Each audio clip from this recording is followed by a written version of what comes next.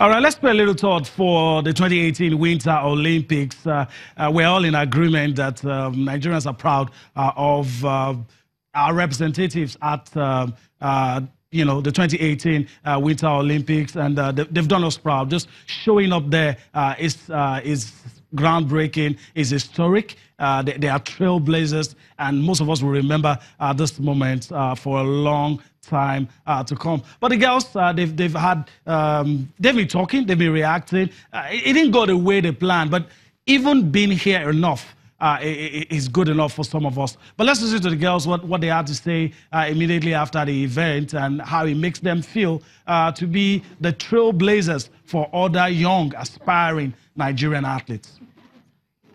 This was always a mission that was bigger than ourselves. You know, this was a selfless act of trying to encourage others to tackle that fear of the unknown. And so our athleticism we had to put aside a long time ago, which, I was mentioning about even when you quantify what it means to be an athlete, that means for a true competitor a podium spot. But we had to accept the fact that winning doesn't have to be quantified by that. It could be quantified by our ability to trailblaze and our ability to be innovative and to help encourage others towards that same excellence. I think that what we've done has set the groundwork for how people will now get into the sport, and it has started a wave, literally, since before we even got to this point. The inquiries that were coming in, the interest of people from not only homegrown within Nigeria, but within the diaspora that are now encouraged to do something all over the world, from Africa, from everywhere. So we're really, really excited about the outlook that this here has set for everyone else. I think it's been the most important, the fact that we're women. I mean, we've always been advocates of being a proper and positive representation of everything that we are, everything that we're composed of. And the first thing that you see when you see us are women, strong African-American women. And I think that the biggest part of this is being able to provide visual representation for other women, no matter what color they are, that they can see that there is power in who you are as a woman, and there is resilience in what you are set out to achieve as a woman in general, and that you should never be crippled by what people expect of you as a woman, or you should never be handicapped by that fear of the unknown. You should never have to sit back and wait for things to happen. You can take initiative, and it can be extremely powerful when you do it. Completely agree, and honestly, what I always like to say, I think that women are extraordinary, and I also believe that even if somebody, regardless of your orientation, if you will, everybody loves a woman. I love women. So I mean, whether that be a sister, a mother, an aunt, whoever, I think that behind every strong man, there's a strong woman. So I think that just kind of goes to show you that we're awesome. I think the next time that I see like a Nigerian sled at the Olympics, I'm gonna be like I don't think I'm gonna believe it, because I'm like, oh, how did they do that? I'm gonna think like, that's wild. Very inspiring. No doubt those ladies have broken barriers, and just like they said, when next you see Nigeria competing in competitions that appear strange, you wouldn't be surprised. Some ladies have broken the barrier, and for that alone, they are winners. So we must be proud of what they've been able to do. Let's quickly link up with our Abuja studio and join up with the president of the Badminton Federation of Nigeria, Francis Obi. He's right there, and well, it's nice to have you. It's nice to have you join us, Francis. It's good to hear you now and talk about some of the recent developments in badminton. And first, let me welcome you. Thank you very much, Yemi. Okay, well, you guys just came back from Algeria. Let's talk about Algeria. Before we talk about the lessons, let's quickly talk about your expectation while the team went to Algeria. At the back of your minds, what were your expectations? What did you think you guys could achieve? Were you thinking of the tickets to the bigger one, or you just thought, well, let's just show up? Well, when we left the shores of our country, myself and the board, we were quite confident that we were going to be able to do well and pick the ticket. If not the two, at least pick up one. of the tickets to represent Africa in the World Cup. And we went there with that mindset, and we put in our very best effort. And like I have told everybody who cares to listen that what happened with the men's team was, in Algeria was like daylight robbery. We put in our best, and everybody then knew that the men's team was the best in Africa, but they robbed us. So, and the women, we lost in the finals. We got the silver medal. It was a good performance also. They lost to the best team, Mauritius. That we took in very good faith, and we are going back to the drawing board to prepare. But for the men's team, like I said, we did very well, and we expected that we were going to win, but we didn't. So we didn't go there to participate. We went there to put in our best and to pick up the tickets, and that was exactly what we went to execute. All right. The follow-up to that, let's talk about the lessons. We came very close, in your own words, and I do agree with you, but unfortunately, Mauritius and Algeria will be the ones representing Africa. But what do you think are the lessons that we have learned that, that will make sure that next time we get an opportunity like this, we might just be on the global stage?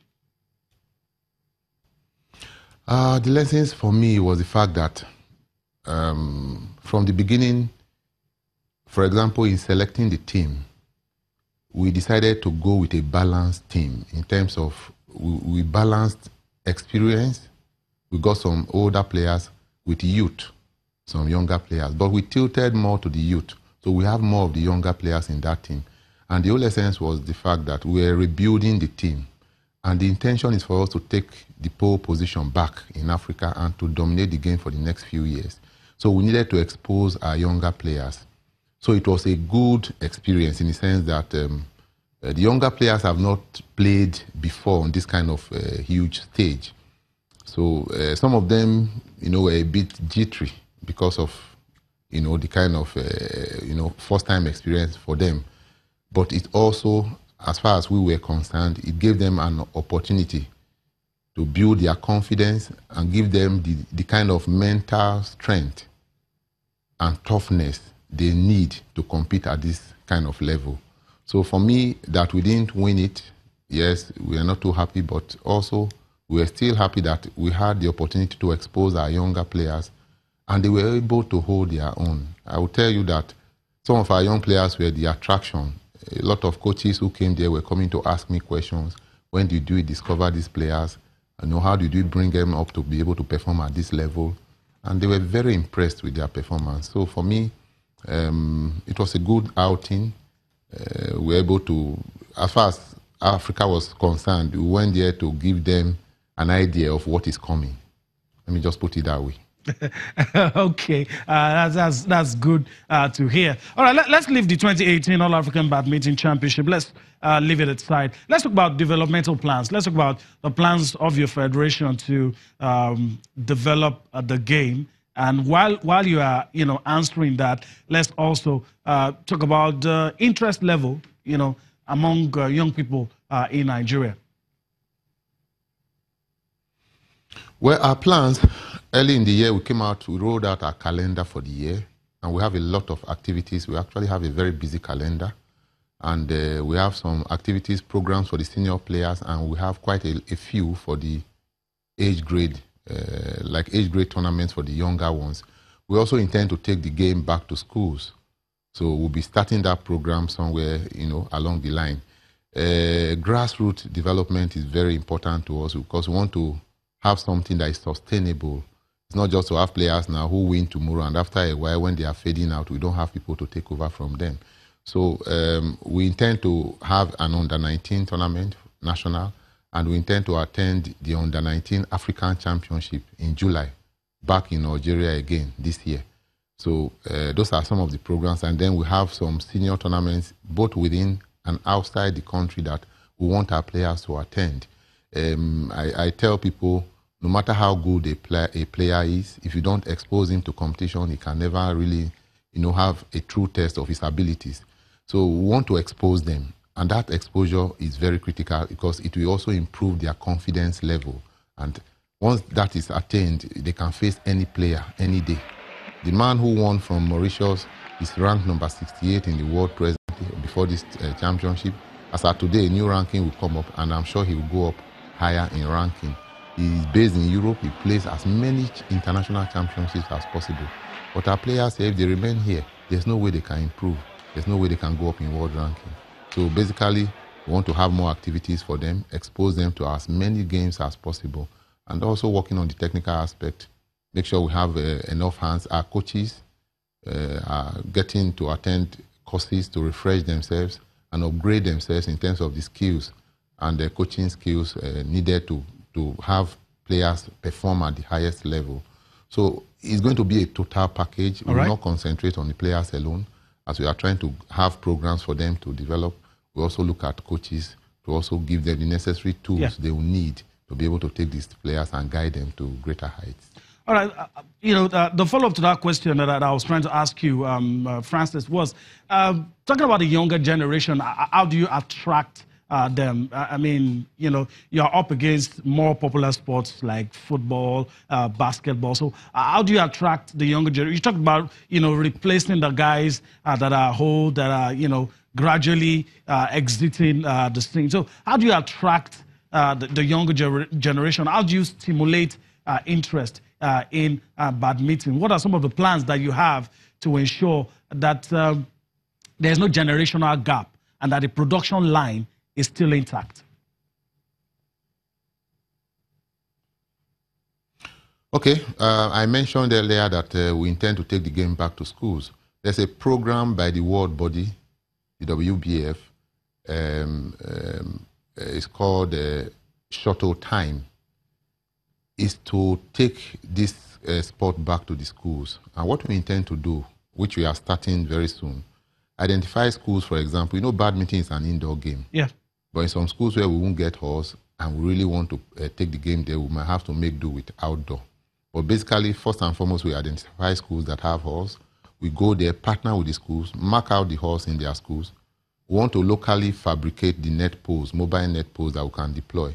So we are going to mass produce them, identify the schools we want to target, give them equipment, nets, rackets, shuttles, and then we pick up the games masters from all these schools, take them for a course to give them the basic, the rudimentary knowledge they need to coach young players. And we'll start this program. And with time, after a while, these schools will come together for a competition at the local government, state, zonal, and then national level. So really, if you are talking about developmental and grassroots, the place to go is the schools. That is where you have the younger ones. And if you provide the equipment for them, you give them shuttles, rackets, you will definitely get their interest. So, and then the other thing is to create more awareness about the game. And that's why we are having a very strategic and serious partnership with the media. We don't underestimate the power of the media. We know what they can do, because if you have 30 programs in a year for your sport and it's not covered, it's not giving publicity, then you are as well wasting your time. So we are doing that, and that is why our publicity is quite massive. We want to explore every possibility, because that is what sponsors will look out for. Before people can come to want to contribute and put funds towards helping your game develop, they want to see what mileage can they get. Yeah. What are the returns? What is the value that you'll be able to create? So we want to create a brand that will be able to attract people, both young and old. Okay. Before we let you go, let's quickly look at the bigger picture. And let's say a year or two down the line, what are the things that you hope you will have achieved, as a federation? A year or two down the line, one, I would say we want to make badminton more popular. Like you said, we are working against more popular sports, other sports. I want to make it as popular as sports like football, basketball. That's one. Then two, we want to dominate the sport in Africa again. We want to come back to the pole position. And then from Africa, we hit the world. So for us, we have to look at having more programs to make the game more popular, create more awareness, and then also discover younger talents for sustainability. And also, as we are doing that, we make sure we equip our senior players well enough to be able to get back to that #1 position in Africa. Is very critical for us. What we went for in Algeria we've decided in the badminton circle to call it the Battle of Algiers. It was like war. They threw everything at us, and our players were tough enough to sustain and to absorb everything. So the next stage is to go back there and take over. So in the next 1-2 years, I guarantee you I will come back to this program and I'll tell you that we are #1 in Africa. It's something that is doable. Okay. I believe it's achievable, right. and we are going to do everything. We're ready to do the work to be able to get the desired results. All right. Well, your optimism is infectious. Well, we wish you all the best in all that you plan to do. Thanks for being part of the show tonight. That was the president of the Badminton Federation of Nigeria, Francis Obi, telling us about all the things that this federation has been doing to develop the game. Let's go on a quick break. When we return, we will be talking with a top football administrator in Nigeria, and we will be focusing on the Nigeria Professional Football League. Join us again.